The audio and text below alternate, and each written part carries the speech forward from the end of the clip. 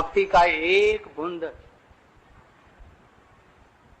स्फूर्ति किया और रूप गोस्वामी ने उनकी उसी कृपा को लेकर के श्री चैतन्य मनोभीष्टम स्थापितं जैन भूतले, पृथ्वी भर में, विश्व में महाप्रभु जी की भावना को, उनके मनोभीष्ट को जगत में प्रकाशित किया। श्री चैतन्य महाप्रभु का मनोभीष्ट क्या हो सकता है, इसको थोड़े से में ही श्री कृष्णदास कविराज गोस्वामी ने श्री रूप गोस्वामी और स्वरूप दामोदर जी के शब्दों में उसको वर्णन किया। अनर्पित चरिं चिरात करुण्यावतीर्ण कलो समर्पयितुम उन्नतोज्ज्वल रसांग स्वभक्ति, समर्पयितुम जो बहुत काल तक, चिर काल तक जो नहीं दिया गया, वो अनर्पित उन्नत उज्ज्वल रस की सी भक्ति की जो शोभा है उसको देने के लिए आए थे। और कुछ भावों को जिनको आज तक आस्वादन नहीं कर सके थे कृष्ण, उनको आस्वादन करने के लिए आए। क्या भाव आस्वादन करने के लिए आए? कृष्ण अखिल रसामृत सिंधु है, यह बात ठीक है, किंतु एक रस है और अनेक रस है। एक रस में कोई भी चीज ऐसा अछूता नहीं बचा है जो जिसको कृष्ण का अनुभव न हो, क्योंकि अखिल रसामृत सिंधु है, सभी कुछ उनको पता है। किंतु अनेक रस में जब अपने परिकरों के भावों का रसास्वादन करना चाहते हैं, ये संभव उनके लिए नहीं होता। राधा जी के कुछ ऐसे भाव हैं, प्रेम का अत्यंत ऊंचा भाव है जो कृष्ण के पास में नहीं, इसलिए उस भाव का आस्वादन करने के लिए ये जगत में है। कौन? कृष्ण ही। रसिक शेखर कृष्ण परम करुण, यही दुई इच्छा हेतु लीलार उद्गम। अत्यंत करुण है, रसिक शेखर है। कुछ तो अपने भावों का आस्वादन करने के लिए और कुछ राग मार्ग भक्ति प्रचार, राग मार्ग भक्ति का प्रचारण करने के लिए, जगत को देने के लिए एक नवीन चीज जो किसी भी लीला में किसी भी नहीं दिया, कृष्ण ने भी नहीं दिया। कृष्ण लीलाओं को आस्वादन करने के लिए कुछ प्रक्रियाएं हो चाहिए, साधन होना चाहिए। उस साधन को चैतन्य महाप्रभु नहीं, कृष्ण नहीं दे सके। इसके अतिरिक्त चैतन्य महाप्रभु भी अपने भाव में सब समय निमग्न रहते थे। ऐसे निमग्न रहते थे जो उनको फुर्सत नहीं, और जहां कहीं कुछ कृष्ण लीला का चिंतन किया भाव में आविष्ट हो जाते, इसलिए वो भी कुछ नहीं दे सके। ये कैसे, किस प्रक्रिया से, किस साधन के द्वारा हम लोग कृष्ण के जुगल किशोर की हम लोग सेवा कर सकते हैं। इसलिए राग मार्ग एक नई चीज दी जो आज तक किसी भी आचार्य ने, भगवत तत्व ने भी नहीं दिया, और उसकी प्रतिष्ठा जगत में श्री रूप गोस्वामी ने की। 2-3 दिन से हम लोगों का यहाँ पर विचार चल रहा था वैदिक भक्ति और रागानुगा भक्ति का कुछ विचार चल रहा था। उसमें हमारे भट्ट जी यहाँ के बड़े भारी उद्भट विद्वान डॉक्टर, भक्ति ग्रंथों का अनुशीलन करने वाले, वो भी और भी बहुत बड़े बड़े लोग थे। इस पर अपने अपने कुछ विचार प्रकट किए, उसमें कुछ शंकाएं उभरी। मैं कल कुछ उसका सामंजस्य करना चाहता था, किंतु 8:30-9 बज गया, इसलिए मैं कुछ नहीं रख सका। लोगों की बड़ी इच्छा थी जब मैं इस पर कुछ बोलूं। तो इसके संबंध में मैं थोड़ा सा जो कि मैंने समझा है रूप गोस्वामी विश्वनाथ चक्रवर्ती ठाकुर और हमारे श्री भक्ति विनोद ठाकुर जी के विचारों में आज थोड़ा सा उसका कुछ अंश मैं आप लोगों को के सामने प्रस्तुत करता हूं। कल विषय ये रहा था परसों रागानुगा का। वैदिक तो ठीक है, हम लोगों को वैदिक भक्ति में ही साधन करना है। जब तक कि शुद्ध लोभ न उत्पन्न हो जाए वैसी सेवा करने का, तब तक किसी भी व्यक्ति को अधिकार नहीं है। और लोभ का भी कुछ ठोस आधार है, ऐसे ही लोभ जैसे तैसे कहने से नहीं हो जाता है। उसके कुछ लक्षण हैं, स्वरूप लक्षण है, तटस्थ लक्षण है। ये सब होने पर समझो जो इसको लोभ उत्पन्न वाला होने में भी महाराज जी ने अभी बतलाया, कोटि कोटि लोगों में कोई भक्तों में भी एकांतिक कृष्ण भक्त होना बड़ा भारी दुर्लभ है। कोटिस्वपी महामुने, और उन लोगों में भी महाप्रभु जी के भाव को ग्रहण करने वाले बहुत कम, और उनमें भी उनका अनुभव करने वाले की तो संख्या हम समझते हैं कि बहुत बिरले इस जगत में होगी। इसलिए जिनको सचमुच में कृष्ण भक्ति रसभावितामति क्रियातांग कुतोपि लभ्यते तत्र लोभम कोटि जन्म सुकृत नल, कोटि कोटि जन्मों की सुकृति से साधु संग मिल सकता है, और उसमें श्रद्धा भी आ सकती है। साधुओं का संग होगा और उनके द्वारा कृष्ण की सेवा की वासना उसमें आ जाएगी, श्रद्धा से निष्ठा रुचि इत्यादि हो जाएगी। किंतु ऐसे रसिक भक्तों के संग जैसे रामानंदी इत्यादि हुए बहुत ही दुर्लभ है, जिनके हृदय का सब कुछ रसगुल्ला जैसा रस में पगा हुआ हो, जिसकी मति, ऐसे भक्तों के संग से ही वैसा लोभ उत्पन्न हो सकता है जो बहुत कम है। चैतन्य महाप्रभु जी ने उसका ये रस का एक बिंदु चखाया था। तो इसमें ये प्रसंग आया कि रागानुगा भक्ति क्या है।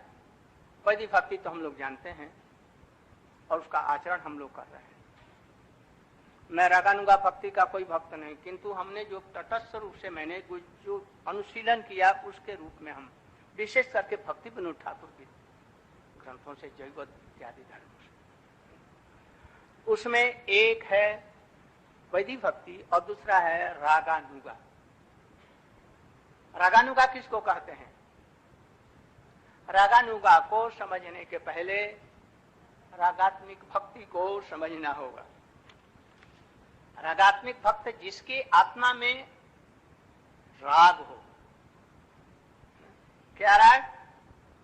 इष्टे स्वारस्य की राग परमावेष्टिता भवेत् तन्मयी जा भवेत् भक्ति सा रागो। इष्ट में कौन इष्ट? कृष्ण में।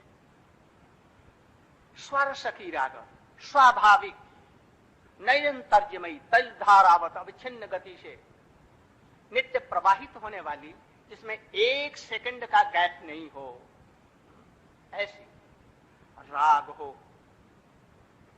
जैसे किसी रंग में कोई कपड़ा डुबो दे तो उसमें उस रंग का रंग आ जाता है कपड़े में। उसी प्रकार से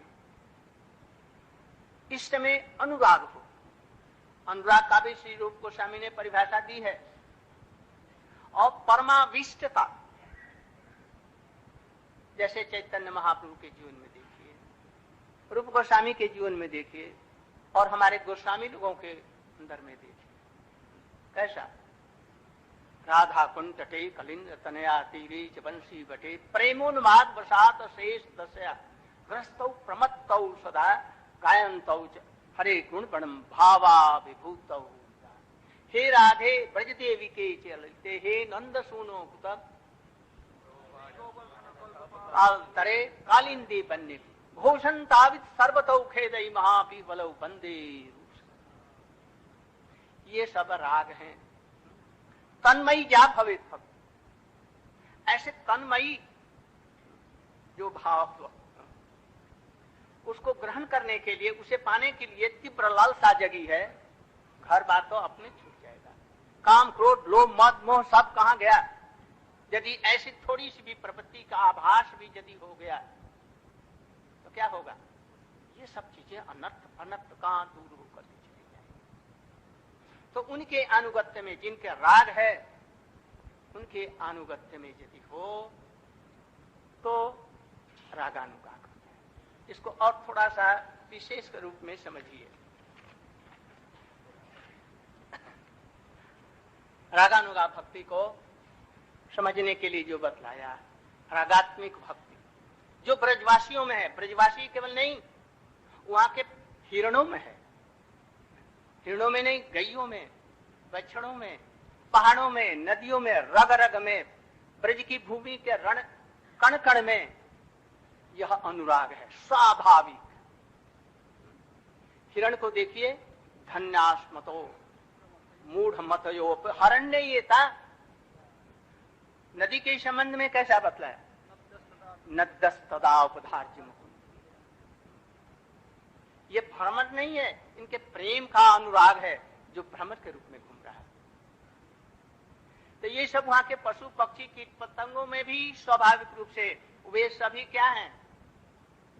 रागानुगा नहीं, रागात्मिक जन है। रागात्मिक जनों को दो भागों में विभाग किया गया। मैं रागानुगा बतलाने के लिए थोड़ा सा अवतारणा कर रहा हूं। तो एक है संबंधानुगा और एक है कामानुगा। संबंधानुगा क्या? जिनका कृष्ण के साथ में कोई संबंध है, गुरु इस संबंध को देते हैं। वो संबंध क्या है? ये मेरे सखा हैं, मेरे पुत्र हैं, मेरे प्रियतम हैं, मेरे पति हैं, मैं उनका दास हूं। ये सब संबंध हनुमान जी में, ये मेरे प्रभु हैं, मैं उनका दास हूं और उनकी सेवा करते हैं। ये इसमें भी रागात्मिक है, किंतु रागात्मिक भी दो भागों में है, जिसमें कुछ मर्यादा मिश्रित है और जो किसमें मर्यादा से रहित है, शुद्ध है। वैकुंठ में, अयोध्या में, द्वारका तक में कुछ ऐश्वर्य मिली हुई रागात्मिक भक्ति है। ब्रज में विशुद्ध रूप से है, मर्यादा है, किंतु नर लीला के अनुरूप वो सब लीलाएं हैं। तो संबंध अनुगा में दास्य, सख्य, वात्सल्य और मधुर श्रृंगार रस तक आया। इन लोगों के अनुगामी होकर के यदि भजन करने की लालसा, जब वैसे ही मैं सेवा पाऊं और ऐसी तीव्र लालसा हो, तो ये उसी के अधीन ये 5 प्रकार के रागानुगा भजन करने वाले साधक होंगे। रह गई अब कामानुगा। कामानुगों के लिए बहुत उन्नत भाव में ले गए। बोले ये क्या है? केवल ब्रज गोपियों में ही है और कहीं नहीं है। द्वारका के महिषियों में तक में भी ये चीजें नहीं है, और यहाँ तक कि ये यशोदा मैया, नंद बाबा और सखाओं में भी ये चीजें नहीं है। कामानुगा वाला उसमें मैं रूपानुग की तरफ में अब चल रहा हूं। कामानुगा भी, काम माने यहां पर प्रेम समझो, प्रेम का विलास, प्रेममयी जो कृष्ण की लीलाएं हैं, उसमें एक होता है संभोग इच्छामयी, जो श्रीमती राधिका का युद्धेश्वरियों का स्वतंत्र रूप में कृष्ण के प्रति भाव है, ये युद्धेश्वरी के। और एक होती है तत्त भाव इच्छामयी, अपने अंदर में कोई भी लालसा नहीं भोग की, कि माता राधा कृष्ण और युद्धेश्वरियों के साथ में उनको मिलन करा करके उनको सेवा का सुयोग देने का भाव, यही उनके अंदर में रहता है। ये केवल रूप गोस्वामी अतः तरु मंजरी इत्यादियों के हृदय में है। इसलिए इनके भाव को तत्तद इच्छा मई रागात्मिक भक्ति है। यदि इसको पाने के लिए किसी के अंदर में श्री चैतन्य चरितामृत पढ़कर हमारे रूप महाप्रभु और राय रामानंद के संवाद को सुनकर, सुनने से ही होगा, पढ़ने से नहीं होगा, उनकी कृपा से ही होगा, या तो भगवान की कृपा से या भक्तों की कृपा से है। और उसमें भी भगवान की कृपा भक्तों की कृपा की अनुगामिनी है। महाराज जी ने अभी ये बतलाया, बिना भक्तों की कृपा के भगवान की कृपा कदापि नहीं हो सकती। आराधना नाम सर्वेशां परम तस्मात् परतर देवी। अच्छे बतलाओ, भगवान के तो बहुत से तदीय हैं, ब्रज में भी लीजिए बहुत से तदीय हैं, वृंदा जी भी उनकी तदीय है, तुलसी भी है, गिरिराज गोवर्धन, सब कुछ उनका तदीय है। किंतु तदियों में सबसे श्रेष्ठ कौन है? सबसे उनके हृदय में विराजमान रहने वाली श्रीमती राधिका जी, उनसे बढ़कर के और कोई भी तदीय नहीं है। उनका यदि कोई शरणागत हो तो कृष्ण की कृपा अपने आप उस पर में ठरक उठेगी। इसलिए यहां कहते हैं रागानुगा में उतने ही प्रकार का रागानुगा है जितने में रागात्मिक वाले हैं। दास सख वात्सल्य मधुर सखी, उसके जैसे सख रस में किसी को लोभ हुआ है, जो कृष्ण के साथ में गैया चराता हुआ उनकी मैं सेवा करूंगा, तो सुबल सिदाम दाम सुदाम मधुआन, इनकी का स्मरण करते हुए कृष्ण का स्मरण करें और उसके अनुगत होकर के सुबल इत्यादि का भजन करें। ये हुआ, ये भी रागानुगा हुआ। यशोदा मैया, नंद बाबा या सखाओं या दासियों के भी वृंदावन में शुद्ध दास्य है। कैसा शुद्ध? हनुमान जैसा नहीं, उससे भी ऊपर का। कुछ वात्सल्य भाव मिला हुआ, कुछ सख्य भाव मिला हुआ। यहाँ का दास ऐसे नहीं है जैसे वैकुंठ का और अयोध्या का। तो यहाँ पर रागानुगा, तो ये सभी रागानुगा हुए, दास सख्य वात्सल्य और मधुर तक। किंतु उसमें संबंधानुगा गोपियों तक में हुआ, उनके कृष्ण के शास्त्र में। किंतु इनमें एक अद्भुत वैचित्र उसमें है जो और किसी में वो वैचित्री नहीं है। वो क्या है? उसी को रूप गोस्वामी जी व्यक्त करते हैं। वही महाप्रभु जी की लालसा है, श्री चैतन्य मनोभीष्टम स्थापितं येन भूतले। ये तो रागानुगा का बतलाया, किंतु रूपानुगा क्या है? इसको कहते हैं रूपानुगुरु वर्ग की जय। हम अपने गुरुदेव को रूपानु कहते हैं। हम अपने गोस्वामियों को माधवेंद्र पुरी से लेकर के और अब तक के जितने भी आचार्य हुए हैं, अपने को रूपानु गौरव वैष्णव कहने में गौरव बोध करते हैं। हम लोग के गुरु महाराज जी, पूज्यपाद परम पूज्यपाद माधव महाराज जी, पूज्यपाद श्रीधर महाराज जी, पुरी महाराज जी और सब जो ये रूपानुगो वैष्णव है। ऐसा करने से हृदय में उल्लास होता है और हृदय फूल उठता है। क्यों? इसमें कुछ बात है। रूपानुग इतना जो हुआ, इसमें रूपानुग नहीं है। रूपानुग एक स्पेशल चीज है। क्या? रूप गोस्वामी चैतन्य महाप्रभु की जो मनोभिलाषा पूर्ण किए, रूप गोस्वामी का बाह्य और अभ्यंतरिक जो साधन भजन और सिद्ध भजन था, उसको जो अनुभव करके ग्रहण करता है, वो ही रूपानुग है। रागानुगा तो अवश्य ही होगा। कोटि कोटि रागानुगा में रूपानुग खूब विरल है। जो रूप गोस्वामी के विचारधारा को साधन के जैसे वो साधन करते हैं और सिद्ध अवस्था में रूप मंजरी के रूप में जो सेवा करते हैं, उसको संपूर्ण रूप से जो ग्रहण कर सके, समझ बूझ करके सतगुरु के द्वारा, सेवा के द्वारा, और विशेष करके महाप्रभु की कृपा, ये रूप सनातन स्वरूप दामोदर की कृपा यदि हो तो ये आगे समझ करके उसमें प्रवेश कर सकता है। इसलिए रूप गोस्वामी का जो अनुगमन करे, कैसे? संख्या पूर्वक नाम गान नतवी कालावसानी, इसके अतिरिक्त तन्नाम रूप चरितादि सुकृतनानुक्रमेण रसना मनसी नियोज्य तिष्ठन् व्रजे तदानुरागी जनानुगामी कालम नयेद अखिलाम इत्युपदेश सारम। रूप गोस्वामी का यह अंतिम विचार, समस्त उपदेशों का सार चैतन्य चरितामृत कहो या जितने भी हैं संवाद हैं, उस सब का सार एक श्लोक में उन्होंने व्यक्त किया। कृष्ण ही हमारे ब्रजेंद्रनंदन श्याम सुंदर आराध्य हैं। तो श्लोक क्या बोला?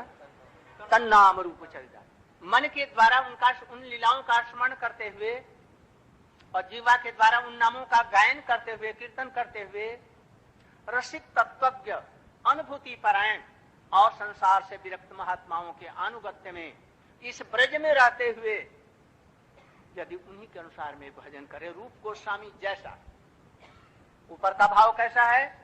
साधक जैसा, महाप्रभु के परिकर के रूप में यह भाव, और आंतरिक रूप में क्या?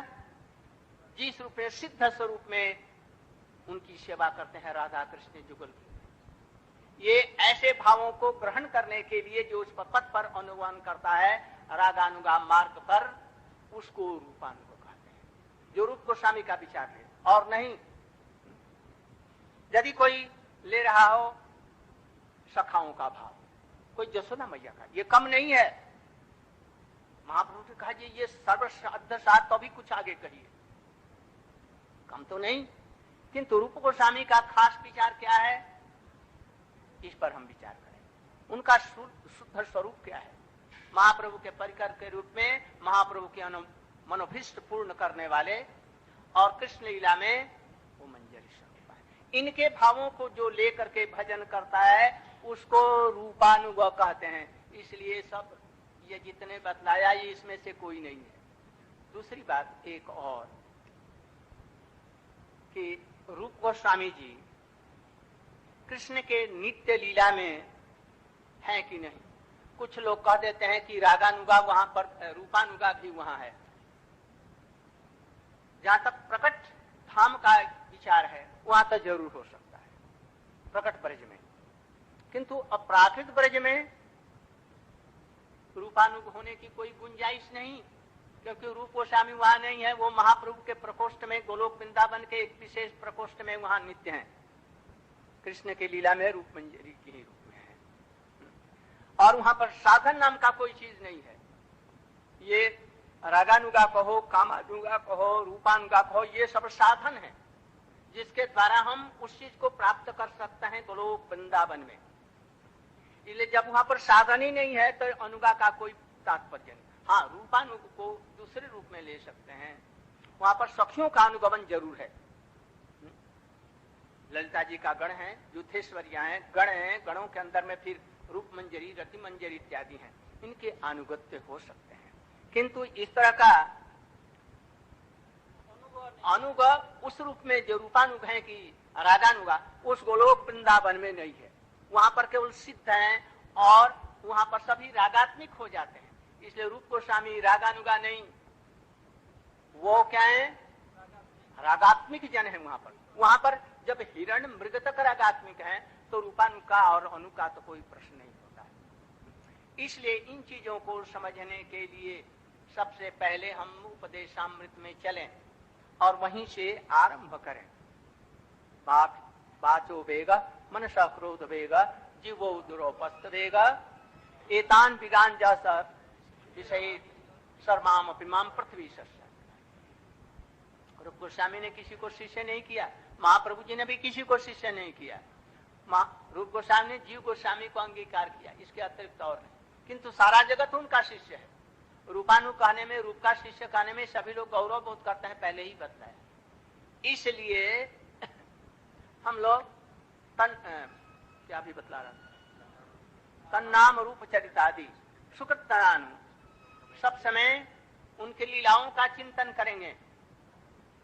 कौन करेगा? साधारण आदमी नहीं कर सकता। इसलिए पहले करेगा जिसका बाक वेग, मन का बाक का वेग। ये जीवा है, ये लंगड़ी लूली है, इसको रीढ़ नहीं है, जिधर जिधर लप लप आती है। उस पर कोई कंट्रोल, मन पर कंट्रोल कर लेगा, इस पर कंट्रोल करना बड़ा भारी कठिन है। महाराज जी ने बतला नहीं जो कैसे वैष्णव अपराध कर देते हैं। ये लंगड़ी लूली जीवा के कारण में होता है, जिसका कंट्रोल में नहीं होता। ये ऐसी स्वतंत्र है कि मन को भी वेग को संभाल सकते हैं यदि इस जीवा के वेग को संभाल लिया, अन्यथा ये होना बड़ा भारी कठिन है। मन का वेग, क्रोध का वेग, जिह्वा का वेग, उदर वेग, उपस्थ वेग, इसको कुछ चेष्टा करनी चाहिए। केवल साधन भजन करेंगे और इनको दूर करने की चेष्टा नहीं करेंगे तो भजन नहीं हो सकता। अत्याहार प्रहास प्रजल्पो निमाग्रह जन संघर्ष लौलंच षड्वीर भक्ति विनश्य, इनसे भी बचना चाहिए। संक्षेप में बतला रहा हूं। और फिर भक्ति को प्राप्त करने के लिए क्या करना चाहिए? उत्साह, निश्चय, धैर्य, तत्त कर्म प्रवर्तना, संग त्याग, सतो वृत्ति, प्रसिद्ध है। उत्साह, यदि भगवान का भजन करते हैं, नाम करते हैं और दिन रात बिलबिलाते रहते हैं और केवल प्रॉब्लम ही प्रॉब्लम है, चित्त प्रसन्न नहीं होता, ज्ञात्मा संप्रसिद्धति, तो भक्ति क्या हुई? इस चीज को समझिए। भगवान का नाम करने से भगवान खुद उतर जाएंगे। ये नाम क्या है? राधा कृष्ण, हरे कृष्ण। कृष्ण के मन को भी जो हरण कर लेती हैं। ये श्रीमती राधिका जी के लिए पहले हरे और इसके बाद में कृष्ण, और आनंदमय और सबको आनंदमय करने वाले, सबको आकर्षण करने वाले, ऐसे ये जो कृष्ण हैं। हमारे गोस्वामी ने तो केवल दो ही का नहीं, एक एक पद का हरे कृष्ण का, और यहाँ तक कि हरे कृष्ण 32 अक्षरों की बड़ी सुंदर सुंदर व्याख्या की हमारे जीव गोस्वामी इत्यादि ने, विश्वनाथ चक्रवर्ती ठाकुर जी ने, रघुनाथ दास गोस्वामी ने। इसलिए इसको हरिनाम को केवल हरे कृष्ण मत समझो, नाम चिंतामणि, कृष्ण चैतन्य रस विग्रह, जो स्वरूप में भी रस नहीं है इन नामों में उन्होंने भर दिया है। ये रस स्वरूप है। थोड़ा सा हरिनाम करके देखो तो वैसे ही अनर्थ मुक्त होकर, संबंध से युक्त होकर, भक्ति विनोद ठाकुर के बतलाए हुए मार्ग से यदि चलो, भजन करो, देखो नाम अपने आप हृदय में उतर आएगा। जैसे चैतन्य महाप्रभु जी ने कहा ना, प्रकाशानंद सरस्वती यात्री से कहा, मैं जब रहा था, उन्होंने जो मंत्र दिया गुरु, और देखा श्याम छबीला लड़का आया और मैं उसके पीछे दौड़ा और पकड़ने के लिए दौड़ा, थोड़ा सा इधर उधर करता हुआ वो झाड़ियों में कहीं चला, मैं वही मूर्छित हो गया। गुरुजी आपने क्या मंत्र दिया? मैं कैसे, ये मेरी अवस्था, मैं रो रहा, चिल्ला रहा हूं, ये कर रहा हूं, मैं समझता कोई भूत जैसा लग गया। गुरुजी ने कहा, महाप्रभु जी कहा, हमारे गुरुजी ने कहा, आलिंगन किया और बोले तुम्हारा जीवन शांत हो गया। मंत्र का स्वरूप उसके इष्ट देव उसके हृदय में उठाए। इसलिए हम लोगों को इस रूप में हरिनाम करना। नाम में सारी चीजें हैं। यदि मन थोड़ा सा इसमें अनर्थ निवृत्ति होने के बाद में रुचि आ गई, फिर गिरने का डर नहीं। महाराज जी कह रहे हैं कि मैं गिरी नहीं, आप कृपा करें, हमसे छल ना कर रहे हैं, हमको ये शिक्षा दे रहे हैं, आप मत गिरिए या दूसरे न गिरे। जहां रुचि आई, अब गिरने का प्रश्न बहुत कम रह जाएगा। यद्यपि भावावस्था से भी गिरने की बात कही गई है, किंतु जहां टेस्ट आया, नाम का रस आस्वादन होने लगा, फिर क्या होगा? संसार भूल जाएगा, अपने को भूल जाएगा। महाप्रभु जी जोर से हरि नाम करो, विजयते श्री कृष्ण संकीर्तन, पद पद में रसानुभूति होगी, आनंद समुद्र में निमग्न हो जाएंगे। महाप्रभु जी रोज रो रो करके कहे, ऐसी तुम्हारी दया, नाम नामकारी बहुधानी ये सर्वशक्ति तत्ता पिता निमित स्मरण। और कहा मैं दुर्दैव, ऐसे नाम में रुचि नहीं हुई। इसलिए उत्साह, निश्चय जरूर पाएंगे, धैर्य रखो। एक जन्म नहीं, 10 जन्म में 1 लाख जन्म भी हो जाए तो बहुत समझो। महाप्रभु के किसी पदकर ने ऐसा बदला। धैर्य तत्त कर्म प्रवर्तना, संगत त्यागात सतोवृत्ति। सतोवृत्ति माने हमारे आचार्यों ने जिस वृत्ति का अवलंबन करके जीवन को धारण करके भजन किया है। कैसा? कोई वृंदावन से गया महाप्रभु के पास में, पुरी में, महाप्रभु जी ने कहा जी हमारे भक्तों की जरा बात तो करो, ये कैसे वो रहते हैं, कैसे भजन करते हैं। तो कभी चना कभी वो भी मना, एक एक वृक्ष के तले रहते हैं, कभी स्थूल भिक्षा और प्राय माधु करी, कभी चना कभी वो भी मना, कभी नमक भी नहीं, और आकर के दिन रात भजन करते हैं। महाप्रभु सुन करके बड़ी आनंदित। तो इस तरह से शतोवृत्ति अवलंबन, भाई भिक्षा मांगने की जरूरत नहीं है, साबुन का कारखाना कर लिया जाए, कोई सन्यासी सोच रहे हैं, और यदि कोई एक पुस्तक की दुकान लगा दें, ये बहुत बिक्री होगी, साबुन के कारखाना से हमारा मठ भी चल जाएगा, ये भिक्षा मांगने की जरूरत नहीं, ये शतोवृत्ति नहीं। हमारे रूप सनातन ने, हमारे गोस्वामियों ने, हमारे प्रभुपाद जी ने, भक्ति विनोद ठाकुर जी ने जो वृत्ति अवलंबन करके भजन किया है, वैसे ही शतोवृत्ति षड्प्रवृत्ति प्रसिद्ध है। ददाति प्रतिगृह्णाति कृष्णैति जस्य वाचि, उनको स्मरण करो, उनका आदर करो, जो एक नाम भी करते हैं, और दीक्षा इत्यादि के साथ में जो नाम करते हैं कहीं भी हो, और सचमुच में विद्वत रूढ़ी वृत्ति से उनकी दीक्षा हुई है, तो क्या करो, उनको प्रणाम करते हुए उनको आदर दो। और जो दिन रात निंदा इत्यादि से शून्य होकर के सब समय कृष्ण का स्मरण करते हैं, यथा योग्य वैष्णव को आदर देते हैं, कनिष्ठ को कनिष्ठ, मध्यम को मध्यम, उत्तम को उत्तम जैसा। ऐसा नहीं कि किसी कनिष्ठ को भी उत्तम का ये कर दिया, ये अपराध हो गया, ऐसा नहीं।